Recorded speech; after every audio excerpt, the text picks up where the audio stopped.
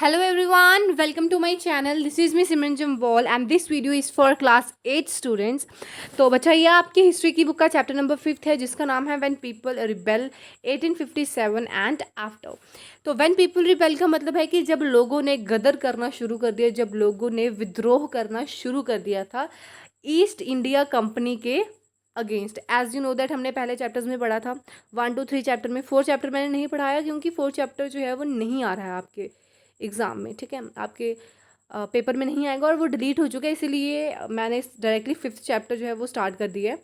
तो अगर आप मेरे चैनल पे न्यू हैं तो प्लीज़ मेरे चैनल को सब्सक्राइब कर दो, बेल आइकन को प्रेस कर देना और अगर आपको वीडियो अच्छी लगे तो वीडियो को लाइक ज़रूर करना। ओके, तो रिबेल का मतलब जैसे कि मैंने आपको बता दिया, तो ईस्ट इंडियन कंपनी जैसे पता आपको कि हमारे इंडिया में ट्रेडिंग कंपनी बन के आई थी।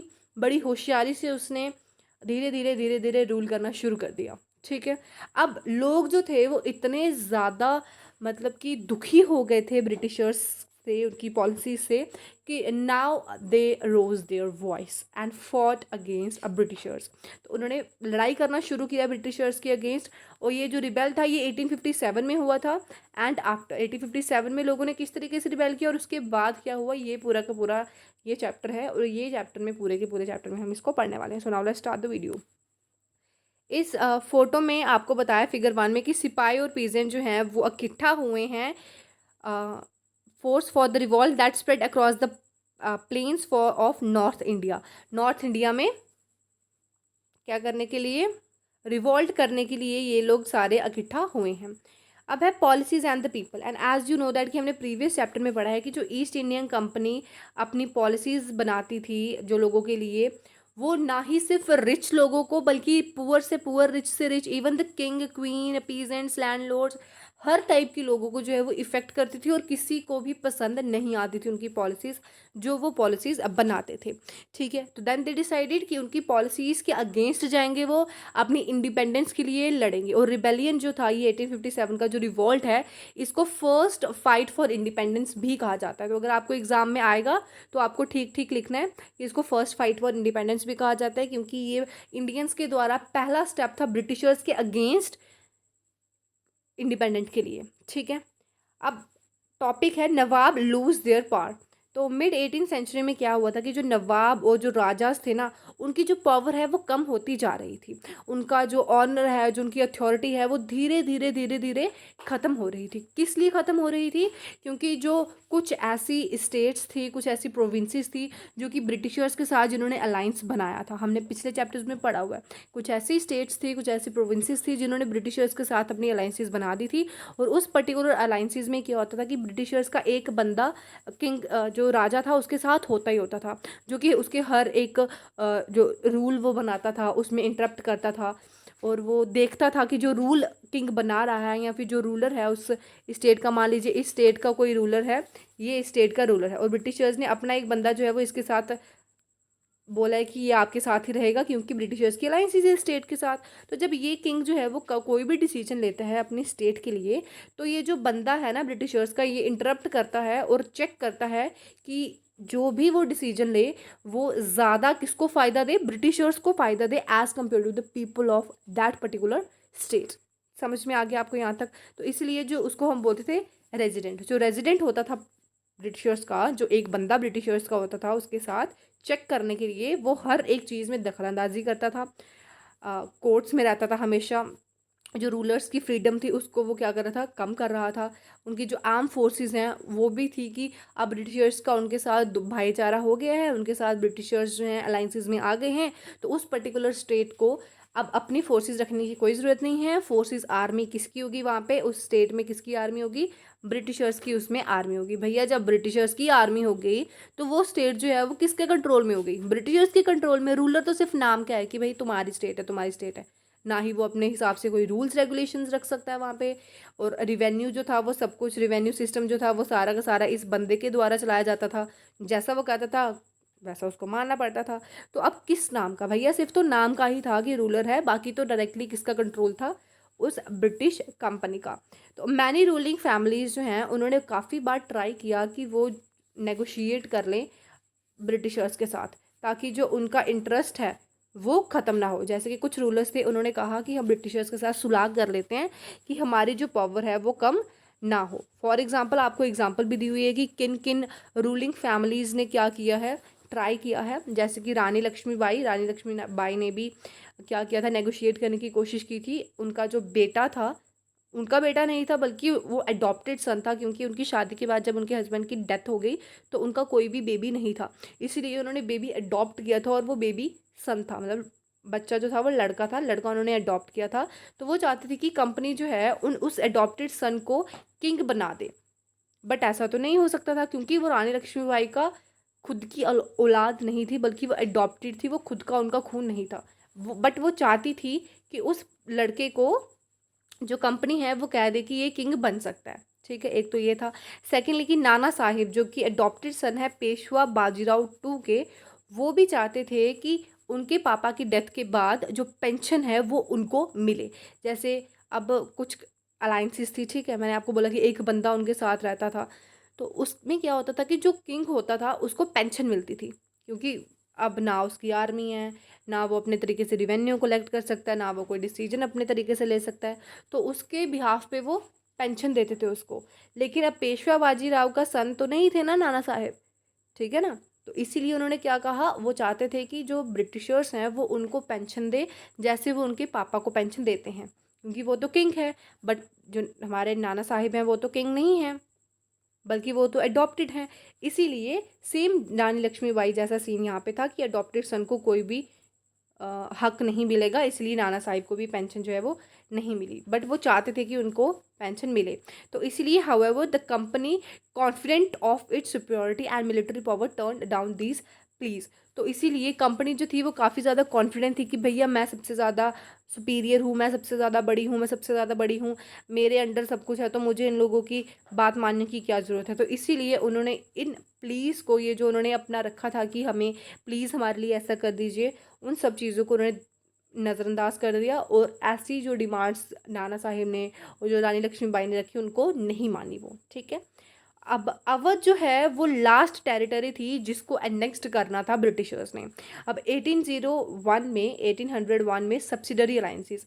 And now what is subsidiary alliances? Subsidiary alliances होती है कि किसी भी एक स्टेट जो है, या फिर जो कोई रूलर है स्टेट का, पर्टिकुलर स्टेट का, जब वो ब्रिटिशर्स के साथ एक अलाइंसिस में आ जाता है कि ब्रिटिशर्स के अलावा वो किसी और के साथ रिलेशन नहीं बनाएगा, स्टेट ब्रिटिशर्स के अलावा वो किसी और का साथ नहीं देगा, जो आर्मी है वो सारी ब्रिटिशर्स की होगी, ऐसे सारा का सारा मतलब ब्रिटिशर्स के अंडर आ जाना एक तरीके का। ठीक है, सब्सिडरी अलाइंसेस स्टार्ट की थी अवध में, उन्होंने इम्पोज की थी 1801 में, एंड 1856 में उन्होंने फाइनली अवध को टेक ओवर कर लिया था, फाइनली अवध पे अपनी हुकूमत चला ली थी।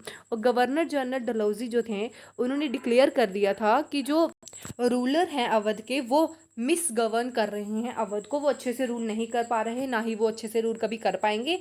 इसीलिए काफ़ी ज़्यादा ज़रूरी है कि अवध अच्छे तरीके से प्रॉपरली एडमिनिस्ट्रेट हो सके। इसलिए ब्रिटिशर जो हैं वो अपना रूल लगा रहे हैं, भैया जो इतने सालों से रूलर आ रहा है वो तो कर ही नहीं सकता अवध को अच्छे से रूल, ब्रिटिशर्स जो हैं वो सबसे अच्छे से रूल कर सकते हैं। ये कह के ब्रिटिशर्स ने अपनी हुकूमत वहाँ पे चलाना शुरू कर दी और अवध को टेक ओवर कर लिया। किस नाम से? पहले तो उन्होंने सब्सिडरी अलाइंसेस बनाई कि हमारे साथ अलाइंसेस बना दो, अलाइंसेस बनाते बनाते धीरे धीरे धीरे धीरे किंग की जो पावर है वो चली गई, और बाद में उन्होंने कहा कि हमने इसीलिए किंग को हटा दिया क्योंकि वो मिस गवर्न कर रहा था, अच्छे से रूल नहीं कर रहा था। यहाँ तक आपको समझ में आ गया? वेरी गुड, अब आगे चलते हैं। अब आता है the company even began to plan how to bring the Mughal destiny to an end. अब कंपनी ये भी चाहती थी, ये भी प्लान बना रही थी कि किस तरीके से ये जो मुगल डायनेस्टी है इसको हम ख़त्म करते हैं। बस ये जो लास्ट रूलर है बहादुर शाह जफ़र, यही इसका लास्ट रूलर होना चाहिए, इसके बाद नामो निशान ख़त्म कर दो मुगल डायनेस्टी का। तो वही वो चाहती थी that the name of the Mughal dynasty और the Mughal king was removed from the coins. एक तो पहले वो चाहती थी कि मुगल्स जो हैं उनका यही लास्ट रूलर होना चाहिए, इसके अलावा कोई और नहीं। और सेकेंडली कि जब कंपनी ने क्वाइंस बनाना शुरू कर दिया तो वहाँ से मुगल किंग का नाम उन्होंने रिमूव करा दिया। जैसे आजकल हमारे जो नोट हैं इंडियन के, उस पर गांधी जी की फ़ोटो लगी हुई है, अगर कोई और आएगा या फिर ब्रिटिशर्स आएंगे फिर से इंडिया में तो वो वहाँ से उनकी फ़ोटो हटा देंगे। वैसा ही उन्होंने भी ऐसा किया, कंपनी ने भी ऐसा किया कि जहाँ पे मुगल किंग्स के नाम होते थे वहाँ से उन्होंने उनके कॉइन से नाम हटा दिए। एंड 1849 में जो जनरल डलहौजी हैं उन्होंने अनाउंस किया वो चाहते थे कि जो बहादुर शाह जफ़र है वही इसके लास्ट रूलर होने चाहिए, और जब इनकी डेथ हो जाएगी तो हम सारी उनकी फैमिली को कहाँ पे शिफ्ट कर देंगे, रेड फोर्ट से शिफ्ट कर दें उनको कहीं भी दिल्ली की और कहीं जगह पे कर देंगे, रेड फोर्ट पे वो नहीं रहेंगे, क्योंकि बहादुर शाह जफ़र जो हैं वो अपनी फैमिली के साथ रेड फोर्ट पे रहते थे। इसलिए उन्होंने कहा कि ये लास्ट रूलर होने चाहिए और इनकी डेथ के बाद इनकी फैमिली को हम कहीं और शिफ्ट करवा देंगे। And in 1856, Governor General Canning decided that the Bahadur Shah Zafar would be the last Mughal king. तो इन्होंने कहा, डिसाइड कर लिया कि ये बहादुर शाह जफ़र जो हैं वो लास्ट मुगल किंग ही होंगे। ठीक है। डलहौजी का, कैनिंग का, जितने भी ब्रिटिशर्स हैं, इनका यही एक मेन था कि इंडियंस पे ही हमें रूल करना है, जो मर्जी हो जाए। ट्रेडिंग कंपनी के उस हक से ये आती कि हम ट्रेड करने आ रहे और इन्होंने क्या क्या इंडियंस के साथ किया, you can't even imagine that. और आप अभी इतना आपके डिटेल में नहीं है, जब आप आगे पढ़ेंगे ना और बड़ी क्लासेस में जाएंगे तब आपको ज़्यादा डिटेल में आएगा और आपको तब बहुत अच्छे तरीके से समझ आने वाला है। ठीक है। And after his death none of, और हाँ, उनकी डेथ के बाद और कोई मुगल किंग नहीं हम बनने देंगे, किसी और को किंग नहीं बनने देंगे। बाकी प्रिंसेस हो सकते हैं, प्रिंस हो सकते हैं, बट किंग हम किसी को नहीं बनने देंगे, मुगल्स का पर्टिकुलरली। तो यहाँ तक आपको समझ में आ गया। Now came to the next topic which is the peasants and the sepoys. अब सिपॉइज क्या है? सिपॉइज वो सिपाही ही हैं, बट ब्रिटिशर्स को बोलना ही नहीं आता था, ऐसे बड़ा स्टाइल से बोलते हैं ना ये, तो इसलिए इन्होंने सिपाहीज बोलना नहीं आया तो इन्होंने सिपॉइज सिपॉइज कहना शुरू कर दिया। तो अब पीजेंट एंड द सिपॉइज में देखते हैं कि क्या था। अब पूरी विलेजेस में जो पीजेंट्स थे, जो ज़मींदार थे, वो काफ़ी ज़्यादा परेशान हो गए थे हाई टैक्स से और रिवेन्यू के मेथड से, कि जिस तरीके से वो रिवेन्यू कलेक्ट करते हैं उस तरीके से वो बड़ा ज़्यादा वो तरीका उन्हें परेशान करता था, और काफ़ी ज़्यादा परेशान हो गए थे वो हाई टैक्सेस और रिवेन्यू मेथड से। और जब कभी कोई रिवेन्यू नहीं दे पाता था तो उसकी जो लैंड थी वो उससे छिन जाती थी, जो उसकी जनरेशन वाली लैंड थी कि उसके दादा परदादा की लैंड होगी और अब उसके पास आई होगी, अगर वो नहीं दे पा रहा है टैक्स तो ये लैंड उससे छिन जाएगी। ऐसा करते थे Britishers.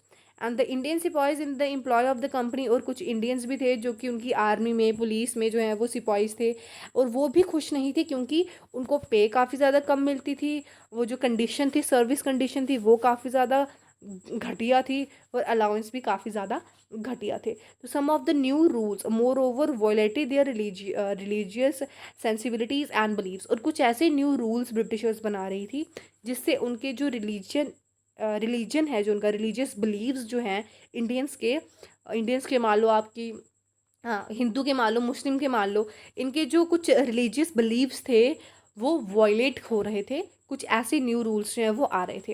And did you know that in those days many people in the country believed that if they cross the sea they would lose their religion and caste. तो किस तरीके से वॉयलेट कर रहे थे न्यू रूल्स? आपको पता है कि पहले पहले इंडिया में माना जाता था कि अगर आप सी क्रॉस करते हैं तो आपका जो रिलीजन है, धर्म है, जो जाति है, वो नष्ट हो जाएगी, वो वॉयलेट हो जाएगा। हिंदी में हम इसे कह सकते हैं कि आपका जो रिलीजन है, वो जो धर्म है, वो भ्रष्ट हो जाएगा अगर आपने सी जो है वो पार कर ली। तो ऐसा ही कुछ हुआ जहाँ पे नौबत आ गई कि इंडियंस को फोर्स किया गया कि आपको ओवर सी, जो सी है, वो क्रॉस करनी पड़ेगी। सो व्हेन इन 1824 सिपाहीज को बोला गया कि आपको लड़ाई लड़नी है, बुरमा में जाके आपको सी रूट से जाना है, to go to the Burma by the sea route to fight for the company. Even though कि वो लैंड रूट से भी जा सकते थे, बट सी रूट जो है वो जल्दी था, मतलब थोड़ा पास पड़ता था, इसलिए उन्होंने कहा कि सिपाहीज को 1824 पे कि आपको सी क्रॉस करके जाना पड़ेगा लड़ाई लड़ने के लिए हमारे लिए। बट कुछ जो सिपाहीज थे उन्होंने मना कर दिया कि वो नहीं जाएंगे, और उन्होंने कहा कि हम सी से तो नहीं जाएंगे, but they agree to go by the land route. और उन्होंने कहा कि हम सी से नहीं जाएंगे बट हम लैंड से चले जाएंगे। लेकिन जिन्होंने मना किया था कि वो सी से नहीं जाएंगे, उनको काफ़ी ज़्यादा पनिश किया गया, काफ़ी ज़्यादा बुरी दस्ता हालत की गई उनकी। And in 1856 the company passed a new law, और 1856 में कंपनी ने एक न्यू लॉ पास कर दिया कि जो भी कोई अब आर्मी में या पुलिस में आना चाहेगा उसको एक चीज़ पे एग्री करना पड़ेगा कि जब भी कंपनी को ज़रूरत होगी तब उसको सी क्रॉस करके जाना पड़ेगा, इफ़ रिक्वायर्ड। जब भी ज़रूरत होगी तो कोई अगर कंपनी में, आर्मी में आना चाहता है तो उसको एक चीज़ जो है वो एग्री करना पड़ेगा उस चीज़ पे कि वो ओवरसीज़ जब भी ज़रूरत पड़ेगी वो सी क्रॉस करके कहीं भी जाना हो तो वो जाएगा। ठीक है। मैं थोड़ा फास्ट तो नहीं बोल रही क्योंकि आई थॉट कि मैं थोड़ा फास्ट बोल रही हूँ, बट अब मैं धीरे धीरे बोलूँगी। And sepoys also reacted to what was happening in the countryside. और सिपॉइज जो थे वो काफ़ी ज़्यादा परेशान थे कि उनके साथ तो ये सब चीज़ें हो ही रही हैं, बल्कि जो पीजेंट्स हैं, जो उनकी फैमिलीज़ हैं जो विलेज में रह रही हैं, उनके साथ भी काफ़ी ज़्यादा मतलब गलत चीज़ें हो रही हैं कि टैक्स बढ़ा दिया जा रहा है, उनकी लैंड छिन छिन रही है उनसे। तो ये चीज़ जो है वो उनको काफ़ी ज़्यादा गुस्सा दिलाती थी, और ये जो पीजेंट्स का गुस्सा था वो अब सिपाहीज़ में भी दिखना शुरू हो गया था। इसे समझ में आ रहा है आपको? नेक्स्ट है रिस्पॉन्सेज टू रिफॉर्म्स। अब इसमें क्या है, now let's see. British believe that Indian society has to be reformed. Britishers चाहते थे कि जो इंडियन सोसाइटी है ये काफ़ी ज़्यादा बैकवर्ड है, काफ़ी ज़्यादा इस मतलब इतनी ज़्यादा मॉडर्न नहीं है, तो इसको चेंज करना तो बनता है। ठीक है, जब तक इसे चेंज नहीं करेंगे ये तब तक तो मतलब डेवलप होगा ही नहीं इंडिया। तो इसीलिए उन्होंने कहा कि भाई हम तो बड़े ज़्यादा एक्सपर्ट हैं, इसको रिफॉर्म में लाना ही पड़ेगा, इंडिया को रिफॉर्म में लाना ही पड़ेगा। इसलिए उन्होंने काफ़ी ज़्यादा लॉ निकाले, जैसे कि सती की जो प्रैक्टिस है वो नहीं की जाएगी। एंड नाउ व्हाट इज़ सती, ध्यान से सुनिएगा। अ, सती होता है कि जब किसी भी लेडी के हस्बैंड की डेथ हो जाती है, उनके हस्बैंड की डेथ हो गई, तो उस लेडी को भी उनके हस्बैंड के साथ जला दिया जाएगा। ये प्रथा होती थी पहले। तो ब्रिटिशर्स ने कहा कि ये क्या फालतू प्रथा है, कैंसिल, ये नहीं होगा। और अगर कोई विडो हो जाती है, किसी के पति की डेथ हो जाती है, तो उसको अलाउ है कि वो दूसरी शादी कर सकती है, औरत और आदमी कोई भी। ठीक है, तो ये दो लॉ उन्होंने निकाले। और उन्होंने कहा कि इंग्लिश लैंग्वेज जो है वो भी इनको सीखना काफ़ी ज़्यादा ज़रूरी है। इसलिए उन्होंने स्कूल्स में, कॉलेजेस में अपनी इंग्लिश लैंग्वेज इम्पोज की और इंडियंस को अपनी इंग्लिश लैंग्वेज सिखाई। एंड आफ्टर 1830 के बाद क्या हुआ कि जो क्रिश्चियन मिशनरीज थे, विच मीन्स वो लोग जो क्रिश्चियन होते हैं और जो क्रिश्चियंस में कन्वर्ट करते हैं, उन लोगों को भी काफ़ी ज़्यादा उन्होंने प्रिविलेज दी कि अब अपनी वो जो प्रॉपर्टी है उसको फ्रीली क्या कर सकते हैं, अपनी प्रॉपर्टी को अपने साथ ले सकते हैं और रह सकते हैं अच्छे तरीके से। तो वो उन्होंने उनको इजाज़त दे दी। और उन्होंने कहा कि 1850 में उन्होंने एक और न्यू लॉ पास किया कि जो लोग क्रिश्चियनिटी में या फिर किसी और धर्म में कन्वर्ट होते हैं, जैसे क्रिश्चियन मिशनरीज़ का काम था कि लोगों को कन्वर्ट करवाना अपने धर्म में। तो अगर कोई लोग कन्वर्ट होते हैं तो उनकी पापा की जो एंसिस्टर्स की जो प्रॉपर्टी है पहले उनको नहीं दी जाती थी। अगर कोई अपना हिंदू धर्म छोड़ के क्रिश्चियन में जाता है, क्रिश्चियनिटी में अगर चेंज होता है कोई, तो उसको प्रॉपर्टी से वो निकाल दिया जाएगा, अब वो प्रॉपर्टी का हकदार नहीं रहेगा। बट ब्रिटिशर्स ने कहा कि नहीं, जो लोग क्रिश्चियनिटी में कन्वर्ट होते हैं अब वो भी अपनी प्रॉपर्टी ले सकते हैं। ठीक है, अच्छे भी कुछ काम किए थे बट कुछ बुरे काम भी उन्होंने काफ़ी ज़्यादा किए। And many Indians began to feel that the British were destroying their religion. और कुछ लोगों को लगने लगा, कुछ नहीं बहुत से इंडियंस को लगने लगा कि ब्रिटिशर जो है वो उनका धर्म भ्रष्ट कर रहे हैं, उनके सोशल कस्टम्स को वायलेट करना चाहते हैं और उनका ट्रेडिशनल वे जो है जीने का उसको तहस नहस करना चाहते हैं। वो हमें भी खुद की तरह मॉडर्न बनाना चाहते हैं। लेकिन कुछ लोगों को लगा कि नहीं, सच में ऐसे ये जो सती प्रथा वाला था या फिर जो विडो की रीमैरिज वाला था, ऐसे कुछ लॉ रूल्स थे जो हैज़ टू बी चेंज्ड और वो होने चाहिए थे और वो हो गए। तो काफ़ी लोगों ने एग्री भी किया कि ठीक है, ब्रिटिशर्स ठीक ही कर रहे हैं। ठीक है, तो आपको ये जो फर्स्ट वाला था ये आपको अच्छे से समझ आ गया होगा, आई होप। और ये फ़ोटो जो है फिगर 2, इसमें सिपाहीज डिस्कस कर रहे हैं कि क्या चल रहा है आजकल। Through the eyes of the people, ये इतना ज़्यादा इंपॉर्टेंट तो नहीं है क्योंकि यहाँ पे सोर्सेज हैं और सोर्सेज जो है वो इतने इंपॉर्टेंट नहीं होते हैं, बट स्टिल मैं आपको बता देती हूँ। और लोग क्या सोचते थे इस चीज़ के बारे में वो यहाँ पे बताया गया है। अब है that the list of 84 rules. ये एक्सट्रैक्ट जो है वो माजा प्रवास बुक से है, जिसको विष्णु भट्ट गोडसे ने लिखा था। ये एक ब्राह्मण थे महाराष्ट्र से। वो अपने अंकल के साथ घूमने घूमने भी नहीं गए थे, एक यज्ञ जो है अटेंड करने गए थे जो कि मथुरा में हुई थी। तो रास्ते में उनको सिपॉइज मिले और उन्होंने बताया कि आप मत जाइए, 2-3 दिन बाद जो है वो रिबेल होने वाला है। एंड उन्होंने बताया कि उसके बाद उन्होंने हमें पूरा बताया कि किस तरीके से वो रिलीजन जो है वो उसको भ्रष्ट कर रहे हैं, हमारे रिलीजन को वायलेट कर रहे हैं। और उन्होंने कुछ लिस्ट बनाई है, कुछ ऐसे रूल्स जो कि उनको वायलेट कर रहे हैं एंड ऑल दैट, वो अब रिबेल करेंगे उनके अगेंस्ट। तो it's not much important, very इतना इम्पॉर्टेंट नहीं है ये। तो अब यहाँ पे there was some excitement in every regiment. तो ये सूबेदार सीताराम पांडे जिन्होंने खुद की लिखी हुई थी, वो एज अ सिपाही जो है वो भर्ती हुए थे 1812 में। और 48 ईयर्स तक उन्होंने सर्व किया है ब्रिटिश इंडिया कंपनी को 1860 में। और ये इतने ज़्यादा मिले हुए थे ब्रिटिशर्स के साथ, कितना कॉपरेट करते थे ब्रिटिशर्स के साथ कि अपने बेटे को ही इन्होंने अपनी आंखों के सामने मरते हुए देख लिया। क्योंकि वो रिबेल अगेंस्ट जा रहे थे ब्रिटिशर्स के, इसलिए उनके बेटे को इनकी आंखों के सामने मार दिया गया और इन्होंने कुछ नहीं कहा। तो वही इन्होंने लिखा है फ्रॉम सिपाही टू सूबेदार, इतना इंपॉर्टेंट नहीं है ये। So now let's move to the next topic, जो कि a mutiny become a popular rebellion. अब दो struggle between rulers and ruled are not unusual, sometimes such struggles became quite वाइड स्टेप as a popular resistance so that the power of the state broken down. तो ये जो struggle था ये इतना ज़्यादा कभी कभी बढ़ जाता था कि नौबत आ जाती थी कि भाई अब ब्रिटिशर्स का रूल जो है वो ख़त्म होने ही वाला है, ऐसा लोगों को विश्वास होने लग जाता था। So a very large number of people began to believe that they have a common enemy, और बहुत से लोगों को लगता था कि इनका जो है वो एक ही एनिमी है। बोलते हैं कि दुश्मन दुश्मन अगर दोस्त बन जाएं, अगर इस ये दुश्मन है अब ब्रिटिशर्स, ठीक है, अब हिंदू मुस्लिम भी अगर दुश्मन थे या फिर थोड़ी अनबन अगर उनमें थी, तो इन दुश्मन दुश्मन का एक ही दुश्मन है।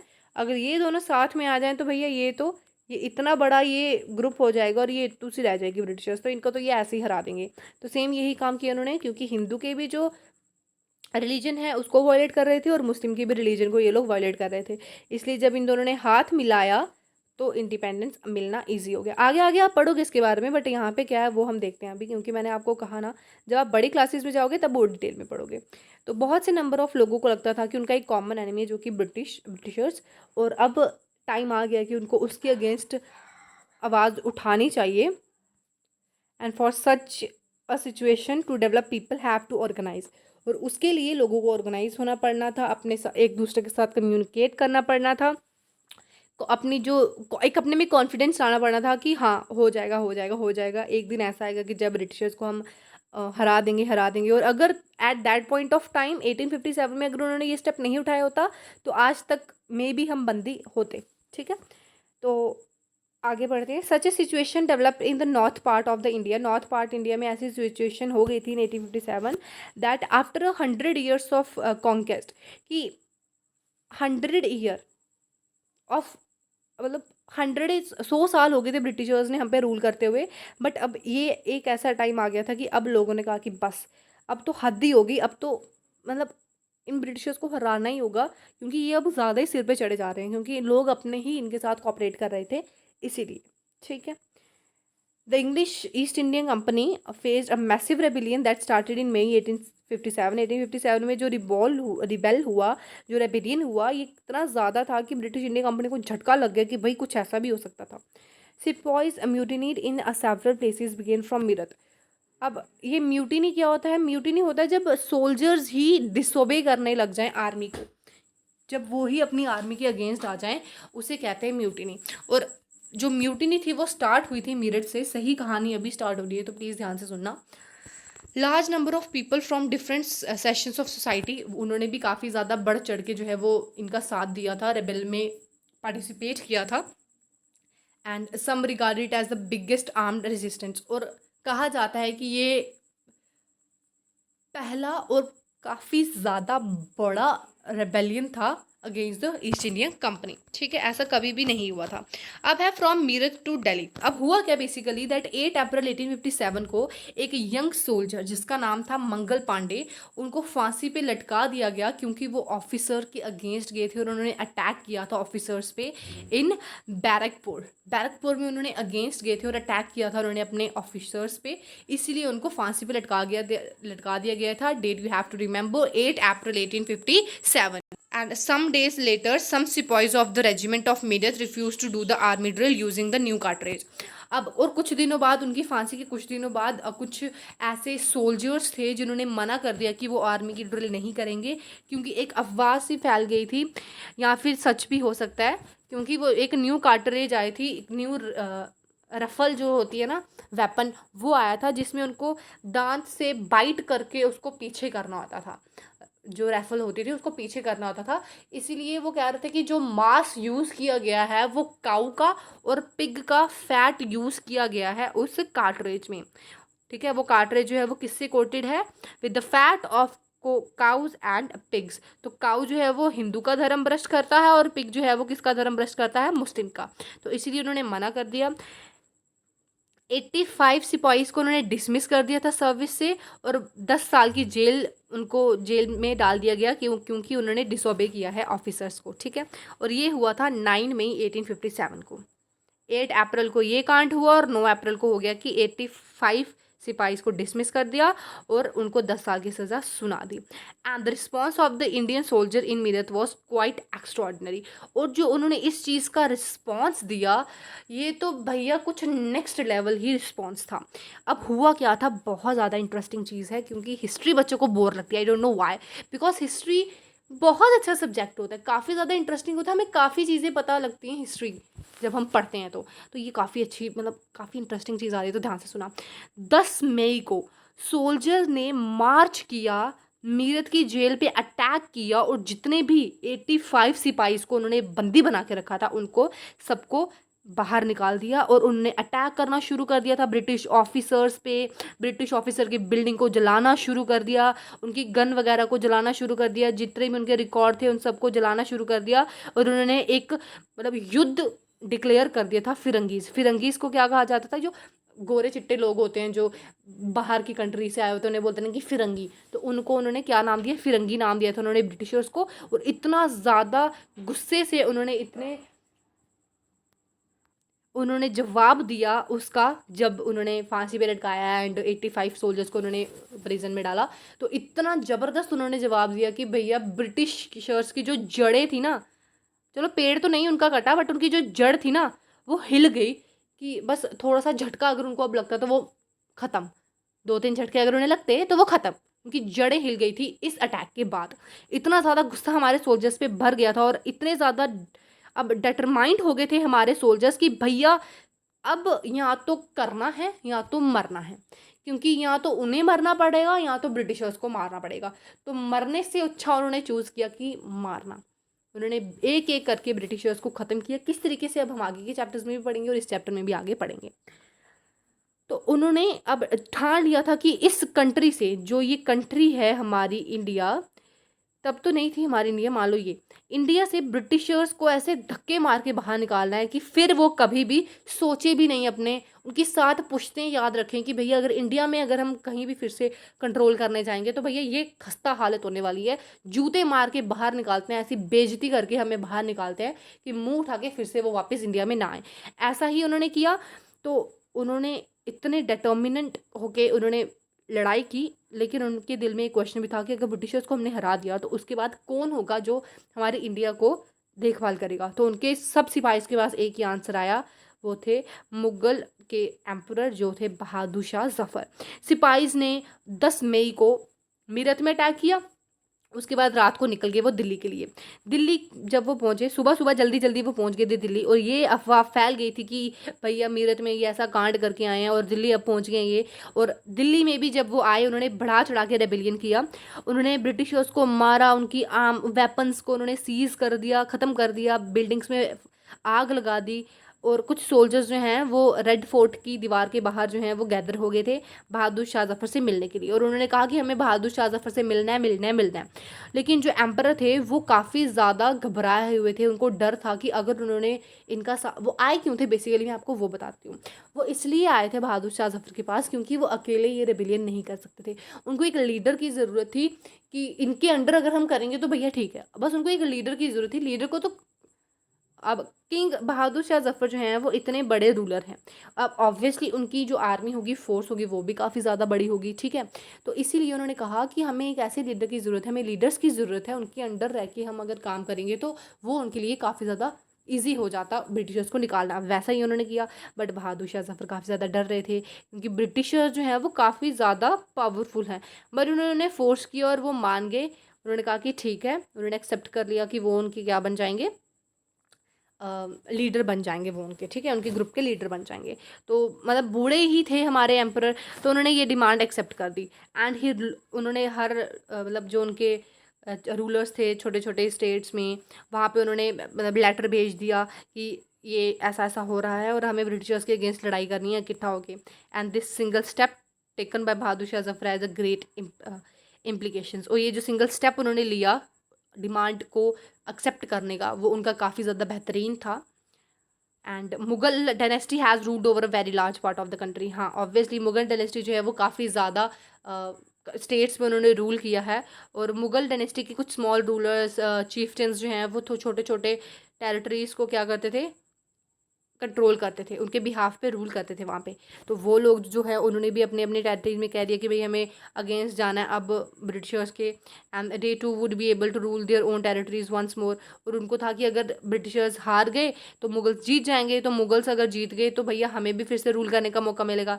इसीलिए उन्होंने साथ दिया, अपने बहादुर शाह जफ़र का साथ दिया और ब्रिटिशर्स को हराने में उनकी मदद की। अब ब्रिटिशर्स के पास कोई had not accepted this to be happen. उन्होंने कभी भी ये ठाना नहीं था कि भाई हाँ वो एक्सेप्ट कर लेंगे इनकी डिमांड, लेकिन उन्होंने कर ली। एंड उनको लग गया था कि भैया अब तो ख़त्म ही हो जाएंगे हम, क्योंकि बहादुर शाह जफ़र जो हैं decided to bless the rebellion change the entire situation. जब बहादुर शाह जफ़र ने ब्लेस किया, विच मीन्स जब उनके लीडर बने, तो ये काफ़ी ज़्यादा ग्रेट इम्पैक्ट लाता है हिस्ट्री में। क्योंकि अगर वो साथ नहीं देते उनका, तो आज तक इतना ज़्यादा हमारी हिस्ट्री इतनी ज़्यादा ब्यूटीफुल नहीं होती। तो इसीलिए उन्होंने उनका साथ दिया। And often when people see as an alternative possibility, लोगों ने भी साथ देना फिर शुरू कर दिया। उनके एक में होप आ गई, कॉन्फिडेंस आ गया कि भाई सच में हम इन्हें हरा सकते हैं। वीडियो तो काफ़ी ज़्यादा लंबी हो गई है, बट कोई बात नहीं। अब द रेबिलियन स्प्रेड, ये लास्ट टॉपिक, इसके बाद जो नेक्स्ट टॉपिक है वो हम नेक्स्ट वीडियो में करेंगे। रेबिलियन स्प्रेड में ज़्यादा कुछ नहीं है, बस उन्होंने लीडर्स के नाम है जिन्होंने इनका साथ दिया। तो ब्रिटिशर्स को दिल्ली से हटा दिया गया। फिर जब रिबेलियन बढ़ रहा था तो काफ़ी ज़्यादा समय लगा उसको, रेबिलियन को स्प्रेड होने में, बट हो गया। काफ़ी और भी लोगों ने जो है, और भी लीडर्स ने उनका साथ दिया, जैसे दिल्ली के, कानपुर के, लखनऊ के। And the people of the town and villages also rose up, और लोग जो थे उन्होंने भी उनका साथ दिया था इस चीज़ में अगेंस्ट जाने में। जैसे कि नाना साहिब जो अडॉप्टेड सन थे पेशवा बाजीराव के, उन्होंने, जो कि नागपुर के कानपुर के पास में रहते थे, उन्होंने भी गैदर की अपनी आर्म फोर्स और कहा कि उन्होंने खुद को एज अ पेशवा डिक्लेयर किया और उन्होंने कहा कि हमें ब्रिटिशर्स के अगेंस्ट लड़ना है। और उन्होंने कहा कि वो बहादुर शाह जफ़र के अंडर गवर्नर हैं। और लखनऊ में, ये तो हो गया था कानपुर में।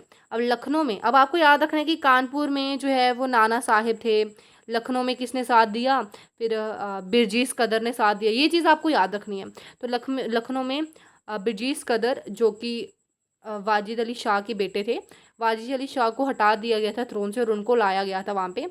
उन्होंने काफ़ी ज़्यादा मदद की और उन्होंने कहा कि ठीक है हम उनका साथ देंगे और हम उनके अंडर काम करेंगे, बहादुर शाह जफ़र के अंडर हम रहेंगे। और उनकी जो मदर थी बेगम हज़रत, किसकी मदर, इनकी बिरजीस कदर की जो मदर थी, क्या नाम था उनका, बेगम हज़रत, उन्होंने भी काफ़ी ज़्यादा मतलब एक्टिवली पार्टिसिपेट किया ब्रिटिशर्स के अगेंस्ट रेबेलियन में। और झांसी की रानी लक्ष्मीबाई, झांसी से कौन थी, रानी लक्ष्मीबाई, आपको पता ही है तो ईजी आपके लिए। उन्होंने भी रेबेलियन को ज्वाइन किया और उन्होंने भी ब्रिटिशर्स के अगेंस्ट लड़ा। किसके साथ, तांतिया टोप के साथ, जो कि जर्नल थे नवाब नाना साहिब के। अब इन मध्य प्रदेश में, in the Mandla region of Madhya Pradesh, Rani Avantibai, Madhya Pradesh से कौन थी, रानी अवंतीबाई लोधी थी ऑफ रामगढ़, उन्होंने भी रेस की और आर्मी 4000 आर्मी को उन्होंने ब्रिटिशर्स के अगेंस्ट कर दिया।